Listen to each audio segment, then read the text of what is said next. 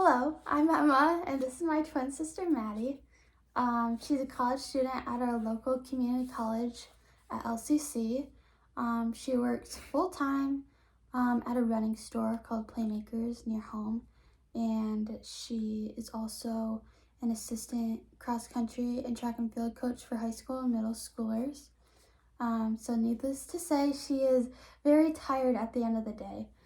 Some background about us is that we're twins. So growing up, we lived in the same room. We had bunk beds, so we kind of shared the same bed up until high school when our sister moved to college and we were able to have our own rooms.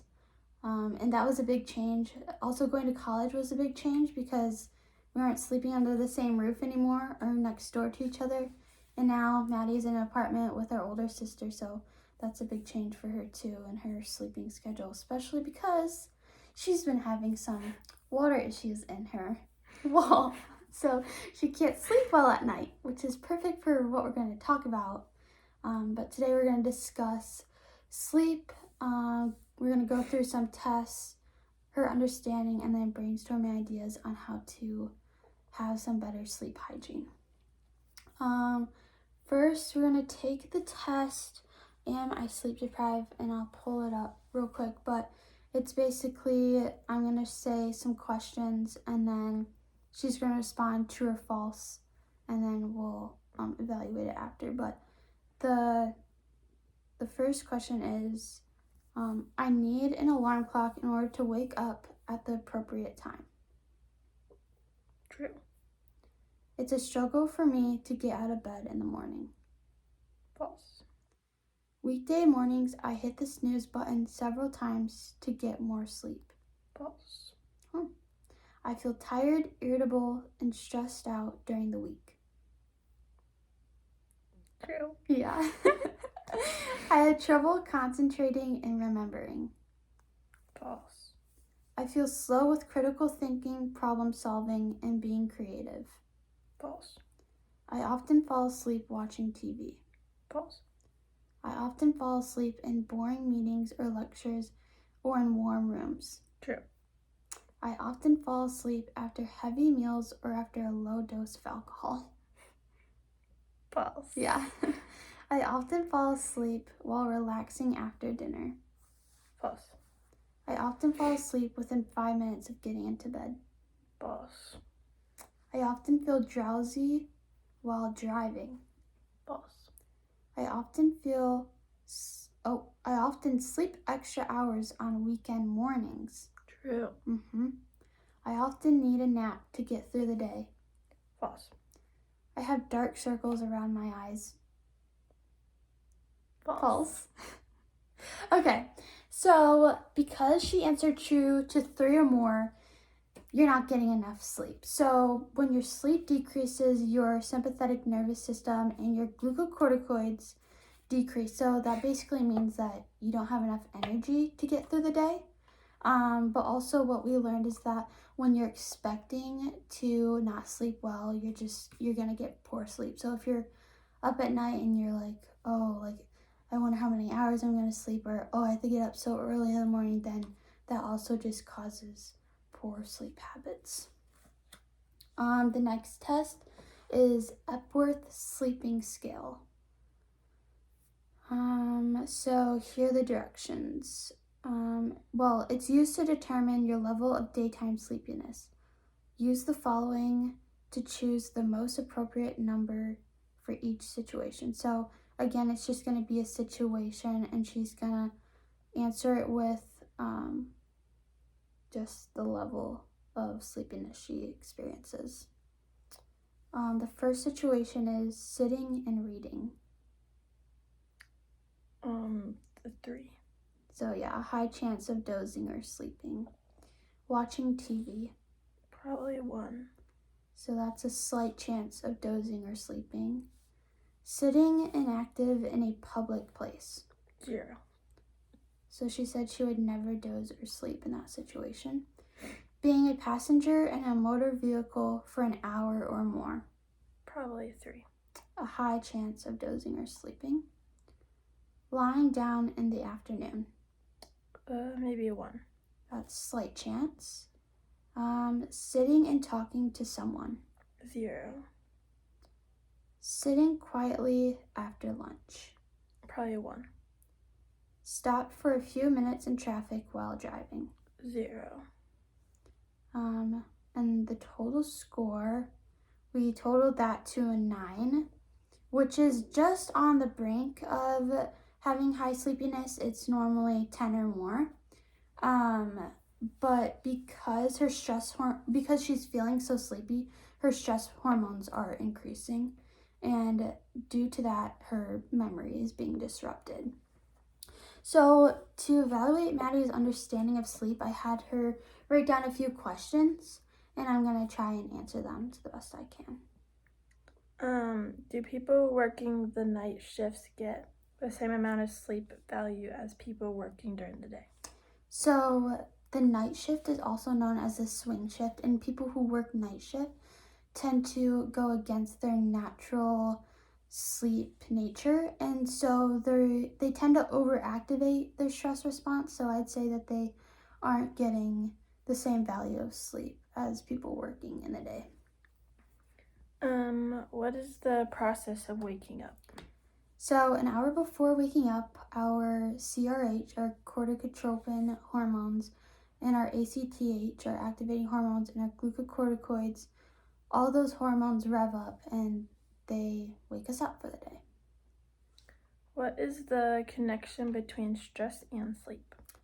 So yeah, stress has a big play in sleep, and CRH and ACTH, they join together to activate the glucocorticoids in the nervous system, and that basically just tells us the quantity and quality of sleep that we're going to get.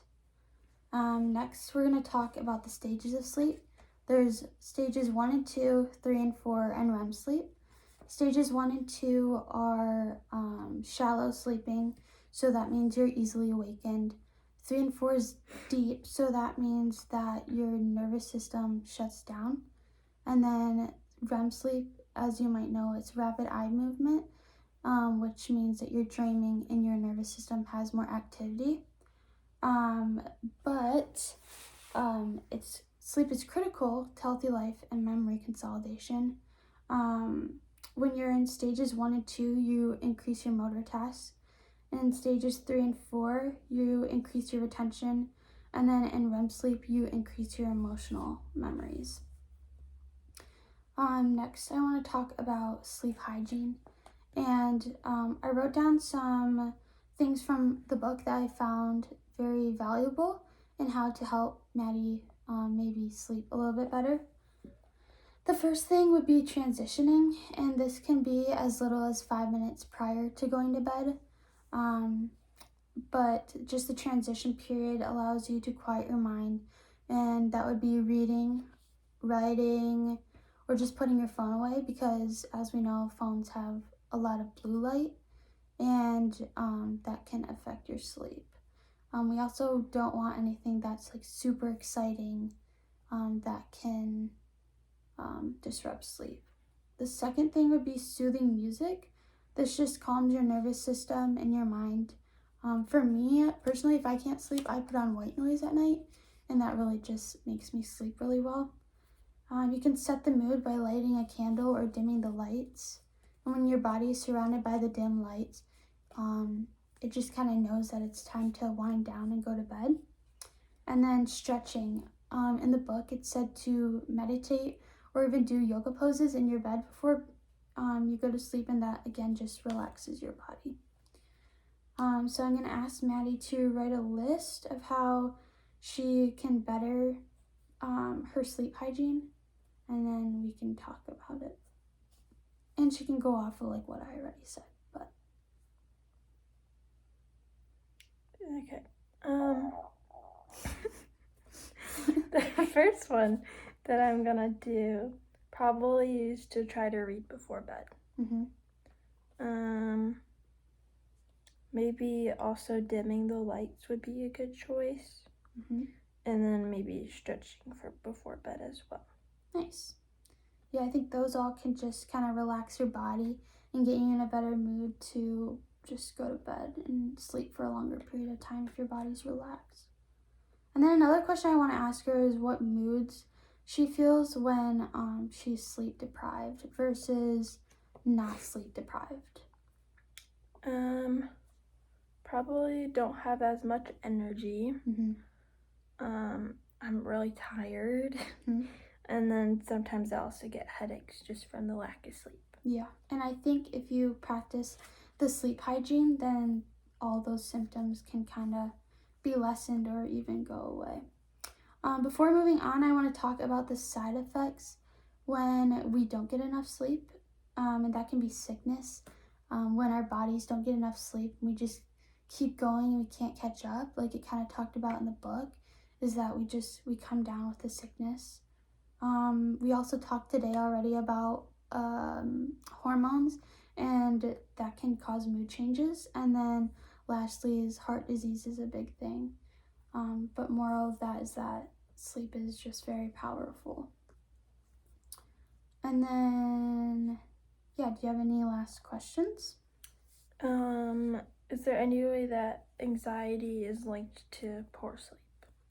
Yes, so we kind of talked already about stress, but anxiety is definitely linked to poor sleep with like insomnia or little sleeping length. But the big picture is that with stress, our telomeres shorten, and so telomeres are at the end of our DNA strands, and they protect our chromosomes from fraying.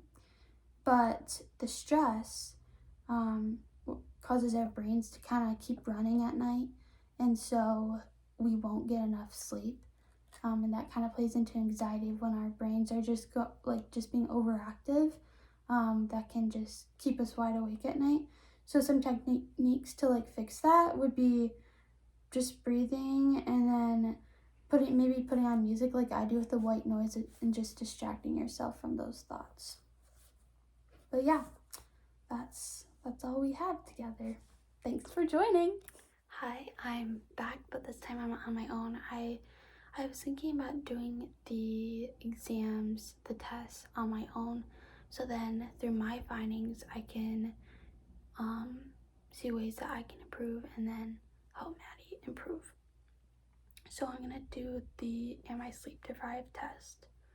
I'm gonna read aloud the questions and then answer them for myself. I need an alarm clock in order to wake up at the appropriate time. True. Most of the time I need 3 alarm clocks to really just wake up my mind. It's a struggle for me to get out of bed in the morning. Yes, I think in the mornings for very early classes, it's already hard because I'm up earlier than normal, and then days I get to sleep in, I'm going against my regular clock, and so that makes me a little bit more tired that I'm sleeping in. Weekday mornings, I hit the snooze button several times to get more sleep. Yeah, I kind of already touched on that, but I'd say true. I feel tired, irritable, and stressed out during the week. I think that's all dependent on the amount of sleep I get, because I can get very stressed and irritable when I am tired, and that comes with lack of sleep. I have trouble concentrating and remembering. I'd say false for the most point. I feel slow with critical thinking, problem solving, and being creative. False. I often fall asleep watching TV. True. I think the point, like the way that I watch TV is just on a couch, and so I'm just completely relaxed. And normally it's the time of the day where I wind down, and so when my body is winding down, my brain's winding down, and so yeah, I do tend to fall asleep. I often fall asleep in boring meetings or lectures or in warm rooms. False. I often fall asleep after heavy meals or after a low dose of alcohol. After heavy meals, definitely. I often fall asleep while relaxing after dinner. True. I often fall asleep within 5 minutes of getting into bed. False. I'm always on my phone, I'm scrolling, and yeah, I need to do better at that. I often feel drowsy while driving. False. I often sleep extra hours on weekend mornings. True. I try and sleep as much as I can to get caught up in the weekday. Um, but then I feel even more tired during the day. I feel like once I get more sleep because I'm not used to it during the week. I often need to nap to get through the day. Most of the time, true, unfortunately. And then the last question is I have dark circles around my eyes, and this is most of the time false. I definitely answered true to three or more, so clearly I'm not getting enough sleep, and so Maddie and I kind of connect on the same level at that point. So we're gonna probably find some ways to better our sleep together. The next one is the Epworth sleepiness scale. I'm just gonna kind of go through that and do the same. So the situation would be sitting and reading. I'd say slight chance of dozing off. Watching TV is more moderate to high, like I kind of talked about, is that when I do have the chance to watch TV, it's the time where I'm winding down. So my mind wants to go to sleep. Sitting inactive in a public place, I'd say 0. I would never doze or sleep. Being a passenger in a motor vehicle for an hour or more, that's more moderate to high, in between a 2 and 3. Lying down in the afternoon, definitely moderate to high, 2 or 3. If I'm doing homework, then it's a different story, but I think lying down, I'm more likely to sleep. Sitting and talking to someone, I would never doze or sleep. Sitting quietly after lunch, if it's just by myself in my room and I'm on my phone, I'd say there's a slight to moderate, so it's in between the 1 and 2. Stop for a few minutes in traffic while driving, I would never doze off or sleep. So again, I think I kind of scored pretty high on this sleepiness scale, so I definitely need to talk with Maddie, and we can both like come up with different solutions to better be awake and to get away from that grogginess that we feel during the day. The next thing I want to go talk about, I went through our 2 books, Why Zebras Don't Get Ulcers, and then The Telomere Effect, and I found some quotes that are very insightful, and I want to kind of talk about that a little bit more. The first quote was, active brain or sleep-deprived brains tend to consume energy. So most of the time when I'm in bed, I think about the what ifs or the major stressors going on in my life, or what tomorrow's gonna hold, or what I could do better today. And so a way that I can mediate that is by meditating before bed, or even playing music like I talked with Maddie about. Like the music and the white noise kind of just shuts my mind off, and it's easier to go to bed after that. But I think meditating and just really relaxing my brain and my body can be beneficial in my worries.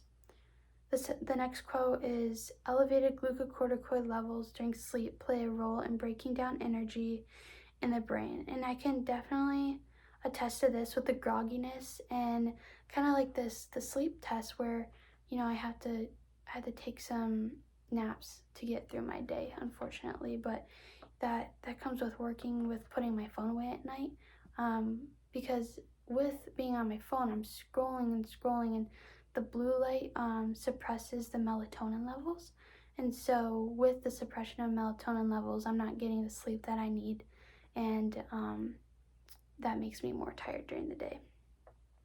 The next quote is that our central internal clocks tells us when we're tired.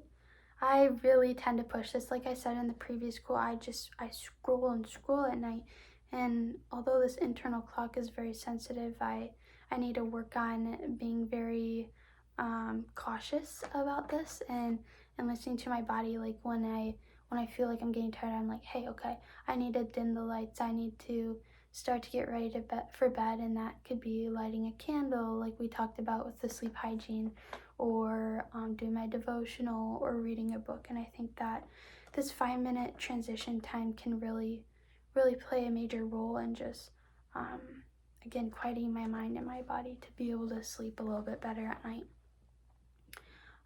Those are all my quotes for the most part. I found one fact that I want to touch on, which is, I guess, a quote, but the fact is that women with high stress were more vulnerable to poor quality sleep.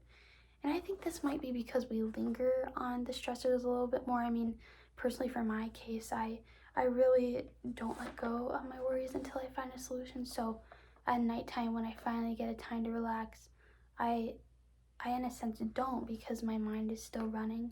And yeah, so I think if I work on the sleep hygiene of that 5-minute transition, or just meditating or yoga or reading or putting away my phone, I can find some ways to distract myself from those thoughts and get some better sleep quality. So I'm excited to work on it for myself, but also work with Maddie, who I talked to earlier. And now that we have some similarities, we can go about better sleep and hopefully being more awake during the day.